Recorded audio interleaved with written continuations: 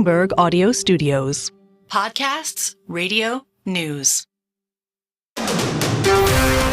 This is Bloomberg Intelligence with Alex Steele and Paul Sweeney. The real outperformance has been the U.S. corporate high yield. Are the companies lean enough? Have they trimmed all the fat? The semiconductor business is a really cyclical business. Breaking market headlines and corporate news from across the globe. Do investors like the M&A that we've seen? These are two big-time blue-chip companies. The window between the peak and cut changing super fast. Bloomberg Intelligence with Alex Steele and Paul Sweeney on Bloomberg Radio.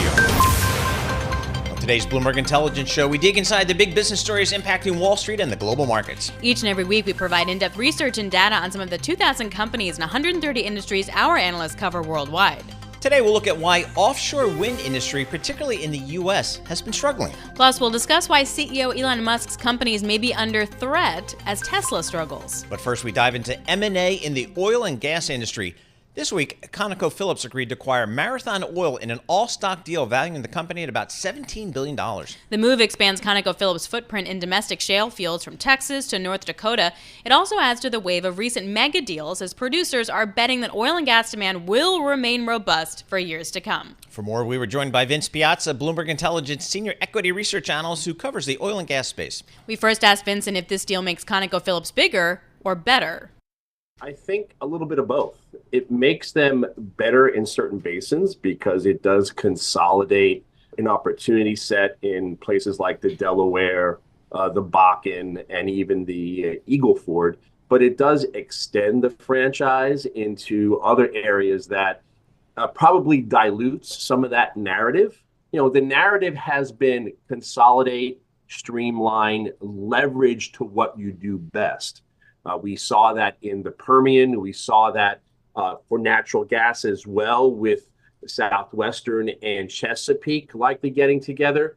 So in this case, you have some pieces of that marathon pie that may not work as well within the broader Conoco platform. But that's an opportunity set to divest some of those pieces and really concentrate around Texas and the Bakken, but the Bakken itself is maturing as well. What you're really getting here is a ton of free cash flow as well. You know, this is consistent with the formula, the theme, the narrative that we've heard and seen in the past. The acquirer using a slightly higher multiple to do an all-stock transaction, buy the company, bring those assets, those cash flow generating assets into the platform, lower the spend, generate that free cash flow, be able to boost the ordinary dividend and also the supplemental dividend, and support the stock by buying back shares as well. And in this case, financially, engineering-wise, it actually works out. Right. Hey, Vince, I noticed there's a lot of M&A stuff going on in your energy world here. Do the regulators care about this stuff? Oh, yeah. They will take a serious look at this. They will increase the scrutiny of all of these deals. I know that they're looking to close this by 4Q 2024. I think that's kind of tight. We have seen other deals close, Exxon closing Pioneer around that same time as a projected closing date as well. But there are other deals that may be prolonged, and this will be a rather large entity. It's going to be roughly, 2.2 million barrels a day of production. Mm-hmm. So it will get scrutiny. It will get scrutiny more broadly. But in general, it's really not sizable in those particular basins that they are consolidating. So to that point, do we see another bidder come in? So Bloomberg has reported that Devon was also interested in Marathon Oil. Do you think we see this happening now? Well, they were looking at it. When you work out the numbers, it would have been kind of difficult to make it work. Okay. But the accretion here of Conoco Marathon actually works out better for Marathon holders. It's interesting because within the first 3 years of the deal, Conoco suggests that they'll buy back as much stock as the entire market cap of Marathon, including a boosted dividend for legacy Conoco holders and new holders from the Marathon purchase. It's an all-stock deal, which, all right, I get my M&A fee, Alex, but I don't get to do the high-yield piece, which juices my fees here. So I'm not really happy with an all-stock deal it's Evercore, I think, that led Conoco on this one. Did it? Okay. Yeah. I looked at MA Go. They did not have the M&A advisors there. I'm a little bit slow on that. Vince, are we going to see more of this? I mean, are we going to be talking to you more about M&A in your space? Yeah, we've seen it across the Permian. We've seen it in natural gas as well. Haven't seen it as much in natural gas, but I think that'll pick up as well, as we're seeing a bid here for Henry Hub and various prices across the regions. When you have an industry that is in the crosshairs of both civic and political leaders, the one way to survive is to consolidate and get bigger if you're not able to grow organically. Our thanks to Vince Piazza, Bloomberg Intelligence Senior Equity Research Analyst on the oil and gas industry. We move now to big tech and Apple. Apple's iPhone staged a rebound in China last month, with shipments rising 52%. That's according to the latest figures from the China Academy of Information and Communications Technology. This all comes as Apple and its Chinese retailers have been cutting prices since the start of 2024, following steep declines. For more, we're joined by Anurag Rana, Bloomberg Intelligence Technology Analyst. And we first asked Anurag for his reaction to the data. This is the way I looked at it. In Jan and Feb, this data was down, I think, minus 35, minus 40% or so. And then when Apple reported their quarter, they said, you know what, mainland China, our iPhone revenue grew. So there is not that direct correlation between the two numbers. And it could be because there are times when Apple, sells phone, but it's stuck in the inventory channel in between. Then they put out a sale and then gets cleared up. So it's a question of timing, not so much. But the big thing for us is that there was a downdraft of negative news coming out of China. It's turned positive 2 months in a row. So that's a good news. Seems more like a cyclical issue to me than a structural problem of people giving away Apple phones, not buying it. So that's not the case. So that's a good news. So I think, from an overall sentiment point of view, I think this is good news for Apple, that China, which in our view is the most important market for them over the next 3 to 5 years, and we are not going to see, let's say year over year declining share. I think it's going to be okay over the next few years, even if it goes ups and downs. So that's really the big takeaway for us. So can I call this a nothing burger? No, that's not true, because I say that because you didn't hear it, but Paul was guessing you would call this data a nothing burger. But you're being too polite about it, I think, Anurag. So sentiment-wise, think about it. This only thing that we've been hearing for almost a year now, that people don't want to buy iPhones in China. It's because of the government and nationalism and so many all things. And I think this one tells us that's not the case. People are strapped for cash, and if they get a good deal on a phone, they'll buy it. So what do I expect? I expect Apple to go out and do more promotional activities over the next few months to try and sell more products into the market. Now, not every market is different. Apple's not known to give a lot of discounts globally, but if that's what they have to do in China, that's what they have to do. All right, fair enough. But let's go to the discounts, though, for a second. So even if we don't take this data as gold, but just directionally, Apple and discounts tend not to go together, at least in my mind. What do you make of that? Yeah, I think this is a new thing for Apple. And again, they're probably grinding their teeth and not liking it. But you know what? They have the rest of the world to make up for it. In the US, for example, people are liking to buy the higher end model, the Pro model. That helps margins, that helps the average selling price. So if they have to give a little bit up to gain market share in China, I think they should do it, because you don't want to be branded as somebody, a second player in China out there, which is, in our view, the most important market for growth for Apple. Otherwise, what's going to happen is you're not going to see any growth in China. For that matter, their top line growth is not going to grow, and that's not good for the stock also. Anurag, talk to us about India. What is it as a percentage of Apple's business today, and what do you think it can be 5, 6, 7 years from now? Yeah, so in our view, Apple's very small, less than 5%. In fact, when we have done a lot of work on the number of shipments in India, Apple's market share is less than 5%. But here's the kicker. 95% of the phones don't even qualify to be in the Apple's, you could say, ecosystem, which means they're under $300. As the Indian economy grows, as the middle class becomes more affluent, I think Apple's going to be a winner over here. But think about it this way. When we look at the US with per capita income of, let's say, $65,000, $70,000, somewhere in that realm, China is around $12,500. India is about $2,500. So when you look at these three ecosystems, I think when we look at that growth driver from 5 years onwards, that's where India comes in, and there's a massive market there for Apple, but that's not going to happen next year or the year after. Right. That's sort of a structural change, et cetera, in the market. Anurag, what else are you working on right now? I think the biggest thing right now is what happens at WWDC and whether that's going to be enough to sustain this, I would say, optimism that we have seen in Apple for the first time, I would say, in the last 18 months. Because we all knew China was a problem. We saw that in the numbers.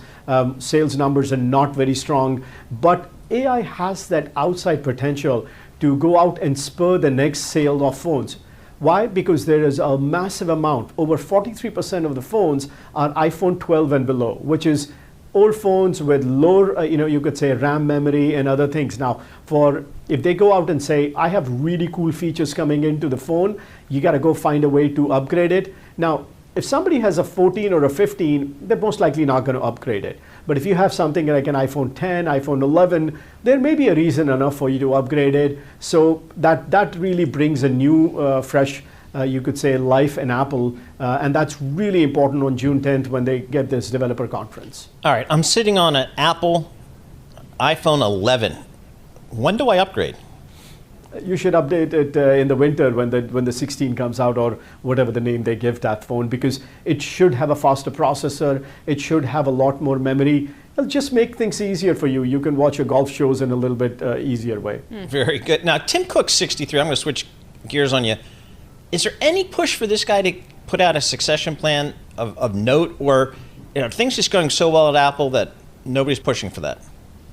See, Tim's done well. Apple's done very well under Tim. I have no way of predicting when he's going to leave. But in my view, if you were to somehow ring fence the China business, Apple alone is a company that I think can do good by itself. It doesn't really need a massive charismatic leader in order to come up with that. This is a company with a global brand. The products people love, people trust the products, and the install base is very loyal. I mean, we think somewhere in the mid-90s, people can keep the phones. They don't go out and change into a new ecosystem. I think this is a phenomenal business, but you do need certain innovation, but not to the level you need in other technology companies. Our thanks to Anurag Rana, Bloomberg Intelligence Technology Analyst. Coming up, we're going to break down why American Airlines gave an outlook for the coming quarter that disappointed investors. You're listening to Bloomberg Intelligence on Bloomberg Radio, providing in-depth research and data on 2,000 companies and 130 industries. You can access Bloomberg Intelligence via BI Go on the terminal. I'm Paul Sweeney. And I'm Alex Steele, and this is Bloomberg. This is Bloomberg Intelligence with Alex Steele and Paul Sweeney on Bloomberg Radio. We move now to the airline industry. This week, American Airlines issued guidance for the second quarter that disappointed investors. The carrier slashed profit and revenue expectations, and American Air also acknowledged that it misjudged domestic demand heading into the crucial summer travel season. For more, we're joined by George Ferguson, Bloomberg Intelligence Senior Aerospace, Defense, and Airlines Analyst. We first asked George for his take on this week's guidance. There's some analysts that think that this is driven by, they got a much more domestically focused strategy, different corporate strategy than United and Delta. I guess we're of the view that American has been underperforming Delta and United for the last couple of quarters, especially last quarter. We saw them down in every single market, including transatlantic, which had been an area of strength for airlines like United and Delta. So they absolutely seem like they've been underperforming. But we've taken a look at the capacity that's getting added to the market. All the markets U.S. airlines fly, domestic, Latin America, Atlantic and Pacific. And frankly, what we see is capacity adds that are in some cases twice GDP growth since last summer. So while we think American's probably going to be the worst on the downside of the big three, I think it's going to be hard for the other two to avoid similar trends. They won't be as bad, but we just see too much capacity coming to most of the markets U.S. airlines fly to. And we think the read across is probably even greater to the budget, very domestically focused and Latin American focused carriers That'd be Southwest, that'd be JetBlue, that'd be all the low-cost carriers. So the read-across is probably even stronger for those carriers. So, George, I kind of feel, from my just layperson's eye, United, Delta, and American, aren't they all kind of the same strategy? No, Paul, not at all. No, all right, so what's different No, about Paul, God. Well, I fly Delta. I fly United, being a Newark person myself. But so what's different about these guys? Well, they each have their own, their different strengths, right? And so American really has very little presence in the Pacific region, so they don't get much pickup. Fares there are pretty strong, although coming down because capacity is getting added, but they don't get any of the Pacific tailwind because that's sort of the last recovering market right now. American is very strong, has a lot of capacity into Latin America. Latin America is very weak right now, especially near in Latin America, where the sort of short haul, narrow body flying. There's just a lot of capacity going into beach markets, a lot of capacity coming out of Mexico. So that's a source of pain. American, I think, more focused than United and Delta on the U.S. domestic market, where we're seeing United and Delta do more out across the Atlantic, where yields are stronger. I kind of get the sense that American just doesn't get the pickup from Europe like United and Delta do, because I think they've just got a strong partner there in British Airways that kind of really runs Heathrow. So American gets some of it, but they don't ever seem to get as much as United and Delta do out of Europe. So they all have sort of their nuances. CCO is leaving. How long till they get back on track? So, again, what we see is a marketplace that this isn't an American anomaly. It's a little bit of an American anomaly, but it's a larger, broader trend, and that is consumers running out of gas a bit here, especially the lower end consumer, and a lot of capacity coming to the U.S. domestic market, the beach markets, and transatlantic. So I think the rest of them are coming American's direction. American isn't going their direction over the near term, over this summer. We'll see. Our thanks to George Ferguson, Bloomberg Intelligence Senior Aerospace, Defense, and Airlines Analyst. On Bloomberg Intelligence Radio, we bring you all the top analysts providing in-depth research and data on 2,000 companies and 130 industries. We also have something here at Bloomberg called Bloomberg New Energy Finance, and the idea behind it is to provide data on commodities, power, transport, industries, buildings, agriculture, and new technology. This week, we looked into offshore winds. The industry, particularly in the U.S., has been struggling. This comes as inflation and supply chain challenges have driven up capital expenditure, while financing costs have spiraled due to rising interest rates. For more, we were joined by Oliver Metcalfe, BNEF Head of Wind Research. We first asked Oliver where things stand now with offshore winds in the U.S. It's been a difficult last 12 months for the US offshore wind industry. We saw around 9 gigawatts of offtake contracts, so contracts for the generation of these projects, get cancelled. That's around a third of the contracts that were signed in total for the US offshore wind pipeline. You mentioned there it was because of high inflation, high interest rates have really hit the technology as well. So it's a really capitally intensive technology, and so a higher cost of financing hits offshore wind especially hard compared with other technologies. We're beginning to see a bit of a turning of the fortunes. So we're seeing the first couple of commercial scale offshore wind projects start to come online in the US. One's already come online off the coast of New York, and one that will feed power into Massachusetts is under construction at the moment. So some good stories beginning. And we're also seeing states willing to adjust their subsidy mechanisms to account for some of the pain that projects have been feeling recently. So offer developers more protection in the contracts, the offtake contracts they're offering, and just simply higher prices that these developers need to make their return. So talk to us about just wind power. How is that from an efficiency perspective versus solar and versus other stuff that's out there? How competitive is wind? So you get kind of higher productivity from a wind turbine compared with a solar panel. And that's even more productive offshore. And so offshore wind, you have more consistent wind speed, stronger winds as well. So that means kind of, if you imagine a wind turbine operating 100% of the time, that's kind of the theoretical maximum.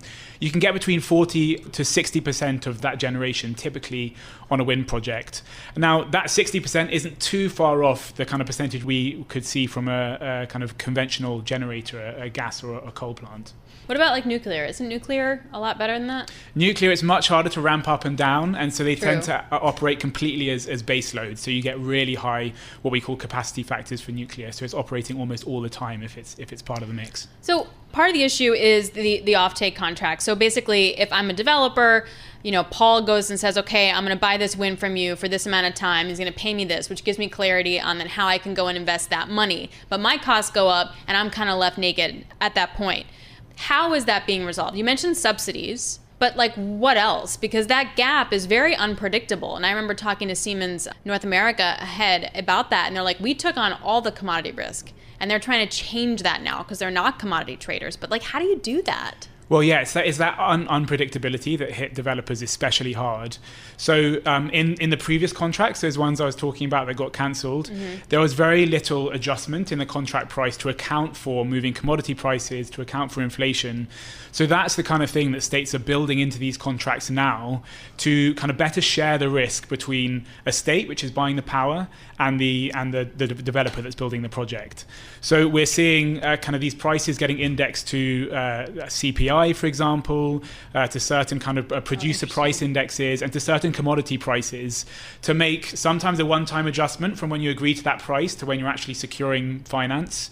And sometimes you see that adjustments accounting for inflation right throughout the life of the project. That's interesting. That's the kind of structure we see in lots of other countries that have managed to build large-scale offshore wind projects globally. And so, yeah, from the offshore wind industry's perspective, it's good to see that happening in the US as well. You mentioned the project off the coast of New York. Talk to us about the economics. How much did it cost to build that thing? Who paid for it? And just the economics. So that is a project called South Fork. It was the first commercial scale offshore wind project in the US. That was significantly more expensive than a project we expect to see getting installed today. That's partly because it was almost like a proof of concept. So up until then, there were only 7 operational offshore wind turbines off the coast of the US so far. So this is the first kind of larger scale project. For one of the newer projects, you're probably looking between $2.8 to $3 billion for a 1 gigawatt project, which is a really big offshore wind farm, almost 10 times the size of that early kind of commercial scale project that just came off the coast of New York. So these are really sizable infrastructure investments, yeah. What part is the hardest? Because it seems to me that, moving the energy from offshore to the grid on land, you gotta build a transmission line for that. That seems really hard and dangerous. And then I also hear of the transmission plug shortages. So basically the thing you need to actually plug that wind into the grid, there's a shortage of that. And then you got to build it, and there's all the raw material costs that come with actually building the turbine. Where's the biggest price increases? I mean, we saw a lot of price increases across the board over the last couple of years. Actually, when you look at a lot of commodity prices that are important for manufacturing of wind turbines, cables, that kind of thing, a lot of those raw material costs have come down. What we've seen is turbine prices have remained stubbornly high. Wind turbine makers were hit just as hard by rising costs, rising inflation, and many of them were having to deliver on contracts they'd signed at cheaper rates in this higher priced environment. So that means many of the kind of major wind turbine makers have suffered a lot over the last couple of years. And so they're maintaining higher prices to kind of have a bit of a buffer on their margin, trying to regain kind of stronger margins. But that means that developers are left paying higher prices for the turbines, despite the fact that some of these input costs have started coming down. Who makes these big turbine things out in the ocean? So that's companies like Vestas, Siemens Energy, GE is a big US player. And so those are... GE Vernova, I think, GE right? Vernova, Yeah, there GE you go. Vernova recently spun out. Ørsted. I mean, do they... Ørsted, right? So Ørsted's one of the companies that builds the project. So one of the biggest project developers globally. But they'll be the guys putting in the orders with your likes of Vestas, GE, Siemens. Gotcha. I mean, how do you build these things? I mean, how do you install them? I mean, Difficultly. It's tough. Yeah. It's tough. Do I build them on land, ship them out there, then just plug them in the sand? I mean, how does this work? So most of what's getting built at the moment is bottom fixed offshore wind. So you go out there, you build a foundation that's fixed to the seabed, and then you come out and you build the turbine on top of that. So you build up the tower, and then component by component kind of build the big fan you can see at the top of these turbines. I know. And then also, then the question is, like, if something happens and it's broken, like, how do you fix it? Like, what's it like when you go offshore? I mean, what happens when one of these things dies? It just like, what's the shelf life of a turbine, and how do you recycle it? We don't know that yet. Yeah, well, going to your question on what happens when it goes wrong or how you construct it, you need really specialized vessels to build these things. So they call them jack-up vessels. So they're vessels that kind of have legs that they extend down into the seabed, jacks up the vessel so it's sitting kind of above the water, so you've got a solid platform by which to install the components, or if something goes wrong to send it out there, take off one of the components and replace it with a fixed one. But these are really specialized vessels. They cost a lot of money to build. Our estimates are around $300 to $500 million. And there's a shortage of these things globally at the moment, the kind of specialized vessels to install the foundations and then the turbines. So if you're a developer, you're struggling to find those slots where you can secure vessels. And if something goes wrong on a recently installed project with one of these big new turbines, then you might struggle to get a vessel to come in and do that replacement work. Our thanks to Oliver Metcalfe, BNEF Head of Wind Research. Coming up on the program, a look at why Dick's Sporting Goods raised its outlook for the year, even as athletic wear companies struggle. You're listening to Bloomberg Intelligence on Bloomberg Radio, providing in-depth research and data on 2,000 companies and 130 industries. You can access Bloomberg Intelligence via BI Go on the terminal. I'm Paul Sweeney. And I'm Alex Steele, and this is Bloomberg. You're listening to Bloomberg Intelligence with Alex Steele and Paul Sweeney on Bloomberg Radio. We move next to retail. This week, Dick's Sporting Goods raised its outlook for the year and reported quarterly sales that surpassed analyst expectations. This was due to strong demand for sports gear across categories, even as athletic wear companies struggle. Separately, the clothing retailer Abercrombie & Fitch also reported quarterly sales that beat analyst estimates. For more on all of this, we were joined by Lindsay Dutch, Bloomberg Intelligence Consumer Hardlines Senior Analyst. We first asked Lindsay why these companies are doing so well. I think when you think about Dick's Sporting Goods, they do have a higher income sort of consumer base, and that definitely helps. They also sell sort of a premium product, especially if you think about their footwear line. And when we think about the consumer broadly, they are, making some trade-offs, but people are still willing to spend for that premium product, whether it be in footwear or even if you're thinking about that apparel like Abercrombie, as you mentioned. How is their same-store traffic? I know in the retail space that's important. So how is it kind of in terms of the growth story, traffic versus pricing? Right, so when we think about Dick's, comp sales were up over 5% in the quarter. That was a surprise, a really strong number. It was really driven by number of transactions and ticket price. So they're seeing more customers come in their door, and those customers are spending more. And again, I think that is driven by sort of a broad assortment. If you're going in, you're sort of playing a new sport or continuing with your active wear, like you're buying more things, in that assortment that Dick's carries for you. I have a really dumb question, because, I'm a big sports person. That's not true. But why can't you just go to Target or Walmart for this stuff? I think when you think about athletics, brands matter, performance matters. And I think, when I think about Dick's, it's a great entry point when you're starting, or if your kids are starting a new sport. I'm a runner. If my kid is trying baseball, I know nothing about baseball. I can go there and figure out what do I need. And I can also figure out, where I want to be on the price spectrum, right? They have their own brands, so you can get sort of a cheaper glove if you don't want that name brand glove. And you can kind of get everything that you need in one space. And I think that's where Dick's really does stand out. How about inventories? How are they managing their inventories? Some folks kind of surprisingly do a materially better job than others quarter to quarter. Right. So when you think about the sporting goods industry as a whole, it sounds like inventory is slightly better positioned than it was about a year ago. Dick's in particular seems very well positioned heading into the second quarter. Second quarter is also seasonally better for that company when we think about sort of the summer and kind of getting back to school, fall sports kind of thing. So inventory is in a better position. I think that's helping Dick's. I also think Dick's has done a really great job job sort of scaling back promotions. They're not giving out the discounts that they were pre-pandemic. They've really held a line on that, and that has really helped them in terms of profitability. Also, their consumer knows what they're getting when they come there, so they're not just like waiting for that 50% off deal. They know when they go there, you know, what brands might be on sale, and that if they don't want to pay full price for Nike, they might be able to get their private label brand. It was something similar with Abercrombie. Gross margin was 66.4%. That was higher than estimates. Same deal, like they're rolling back promotions and they have the power with which to do that. How is that possible? Like, I'm trying to distinguish what the macro read is when like all indications point to a discerning, slowing consumer base that is much more cash strapped and sensitive with their wallet, versus certain companies like Dick's Sporting Goods or Abercrombie & Fitch that have the power to keep their margins. Yeah, it's so I think sort of what happened is, you know, in the pandemic when we saw a surge in demand for a lot of these categories, sporting goods and like athletic wear being one of them, you know, these companies saw where their margins could go when demand spiked like that. And I think a lot of them made a proactive decision that they would never go back to that level of promotion that they had done before in order to protect that profitability.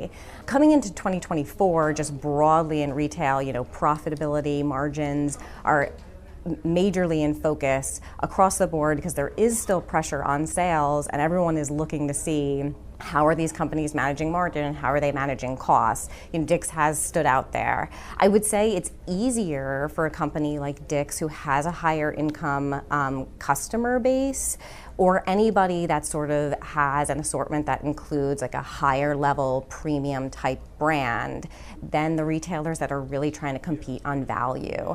Because if you have a value focused consumer and they are only looking for the lowest price or the best deal, it's very difficult to compete and you're gonna have to go back to that promotional environment. So you're sort of seeing a split in strategy depending on what category you're in, you know, what level of assortment you have, and you know whether you're going after that value customer or whether you kind of hold firm, try to protect that margin and get that better sale, maybe more longevity with a better consumer over time. And Lindsay, for the retailers that you talk to, including Dick's, are there any supply chain issues left, or is that all fixed, I guess?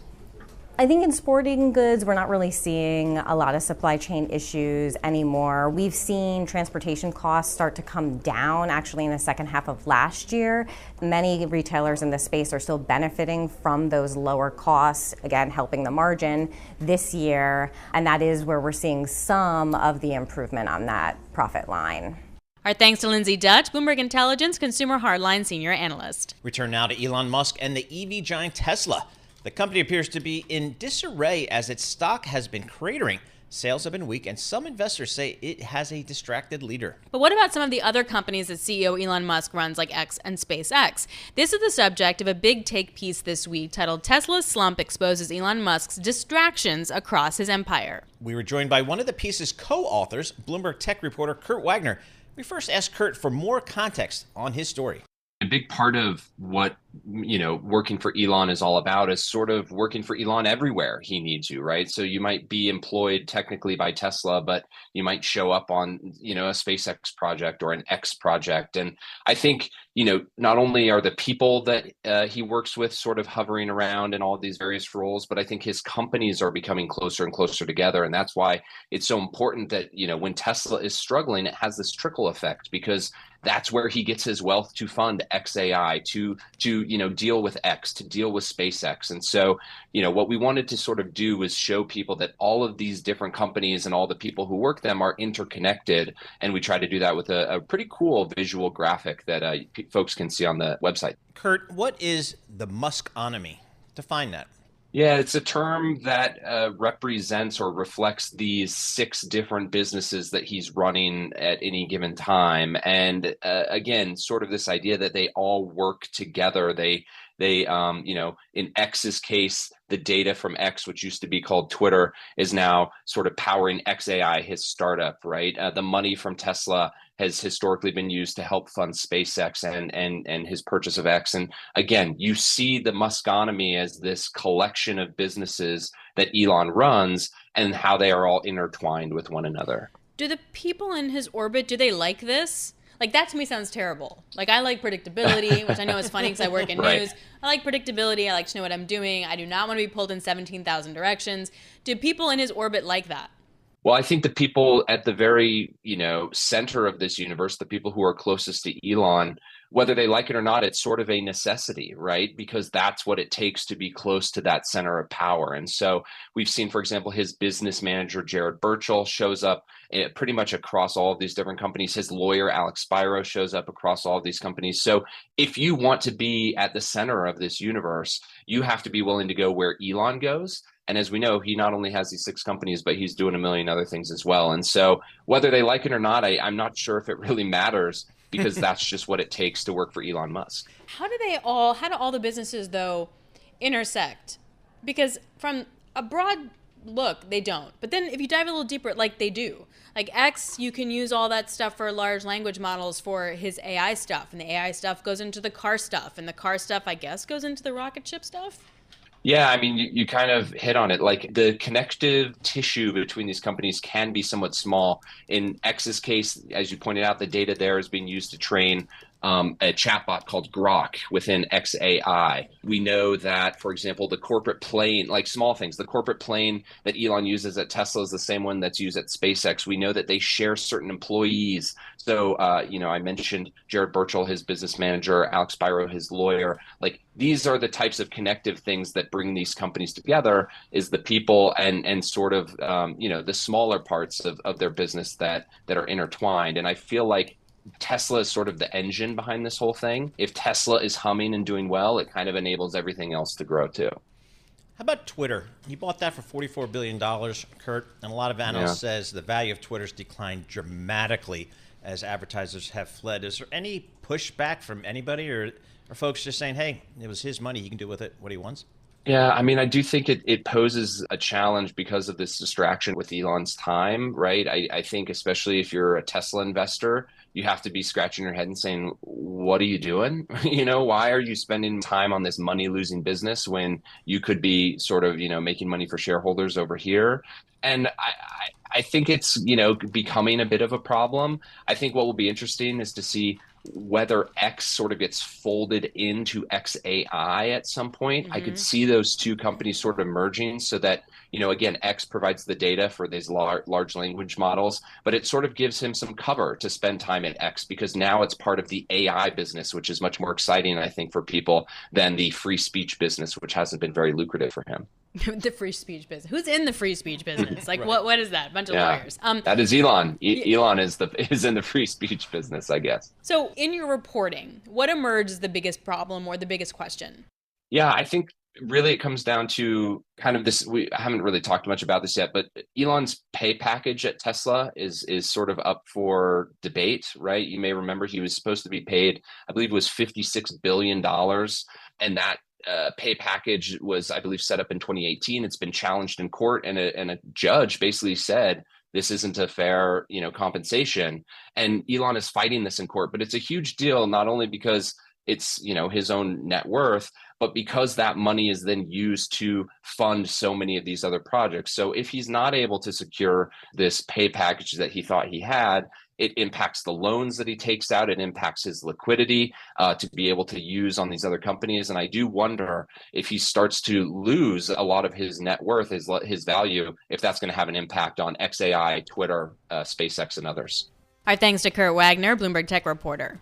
That's this week's edition of Bloomberg Intelligence on Bloomberg Radio, providing in-depth research and data on 2,000 companies and 130 industries. And remember, you can access Bloomberg Intelligence through BI Go on the terminal. I'm Alex Steele. And I'm Paul Sweeney. Stay with us. Today's top stories and global business headlines are coming up right now.